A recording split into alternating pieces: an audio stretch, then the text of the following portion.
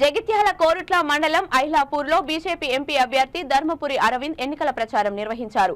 ఈ సందర్భంగా ధర్మపురి అరవింద్ మాట్లాడుతూ హిందువుల రిజర్వేషన్ తీసేసి ముస్లింలకు ఇచ్చేది లేదని, ఆర్థికంగా వెనుకబడిన వాళ్లకు మాత్రమే రిజర్వేషన్ ఉంటుందని అన్నారు. ఎస్సీ, ఎస్టీ, బీసీ రిజర్వేషన్ మొట్టమొదటే లేదు, దాంట్లో మార్పు లేవని, నరేంద్ర మోడీ బ్రతికి ఉన్నన్ని రోజులు రిజర్వేషన్లను ఎవరు ముట్టుకోరని తెలిపారు.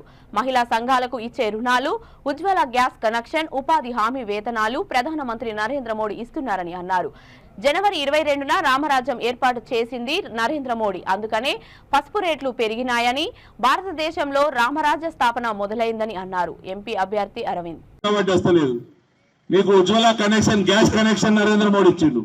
సిలిండర్ మీద 350 రూపాయలు తక్కువ చేసిండు.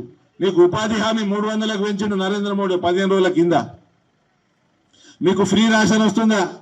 ఫ్రీ రేషన్ 4 ఏళ్ల నుంచి ఫ్రీగా వస్తున్నది కదా, ఇంకా 5 ఏళ్ళు ఫ్రీ ఇస్తున్నాడు నరేంద్ర మోడీ.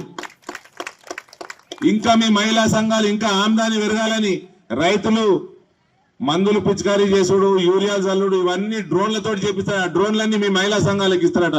చిన్న గాలి మోటార్లు ఎక్కుంటది, దాంతో పిచికారీ చేస్తే 2 రోజులలో అయ్యే పని 2 గంటలలో అయిపోతుంది రైతులకి. ఆ చేసుకుంటా 500 అయోధ్యల రామరాజ్య స్థాపన చేసిండు జనవరి 22 నాడు. అందుకనే పసుపు రేట్లు పెరిగినాయి, 20,000 దాటినాయి. అందుకనే పసుపు రేట్లు 20,000 దాటినాయి. దాని వెనుక మేము పసుపు బోర్డు తెచ్చినామా, మేము ఏమేం పనులు చేసినామా అవన్నీ తరువాయి. రామరాజ్య స్థాపన మొదలైంది భారతదేశంలో. మనం ఇవన్నీ చేసిన కోటెత్తామా, ఈ జీవన్ రెడ్డి కోటెత్తామా? ఆజాదీ ఆజాద్ తుర్కోల మొదలు నిలబడి ఆజాదీ ఓలతో ఆజాదీ. ఇంతకుముందు 3 ముక్కలు చేసిర్రు, పాకిస్తాన్ బంగ్లాదేశ్ ఇచ్చిండ్రు.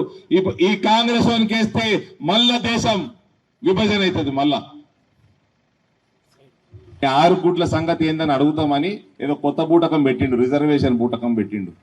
నరేంద్ర రిజర్వేషన్ తీసేసి తుర్కోలకు ఇచ్చేదే లేదని చెప్పిండు. వాళ్ళ రిజర్వేషన్ తక్కువ కానీ అన్నాడు ఆయన బతుకున్నంత కాలం. వీళ్ళు ఎంత పెద్ద దుర్మార్గులు ముస్లింలు కనబడుతున్నారు. నాకు ఇక్కడ మహిళలు చెప్తా ఉన్నా, आपके लिए अपने कॉन्स्टिट्यूशन में रिलीजियस तौर पर रिजर्वेशन देने नहीं देता हिंदुस्तान का संविधान. इसलिए नरेंद्र मोदी क्या किए, इकोनॉमिकली वीकर सेक्शन जो इकोनॉमिकली पीछे है, वो रेड्डी भी हो सकता है, वो आर्य वैश्य भी हो सकता है, वो ब्राह्मण भी हो सकता है, वो मुसलमान भी हो सकता है. जो गरीब है उनको 10% रिजर्वेशन लागू करें. आपके लिए भी नरेंद्र मोदी रिजर्वेशन लाया, क्योंकि उनको नियत सोच है. अपना संविधान रिलीजन के तौर पर नहीं देने देता, इसलिए इकोनॉमिकली आपको लेके आके रिजर्वेशन दिए. सोचो, आप भी सोचो, आपके लिए अच्छा है. यूसीसी आए तो एक मियाँ को एक ही बीवी रहती, एक मियाँ को एक ही बीवी रहती.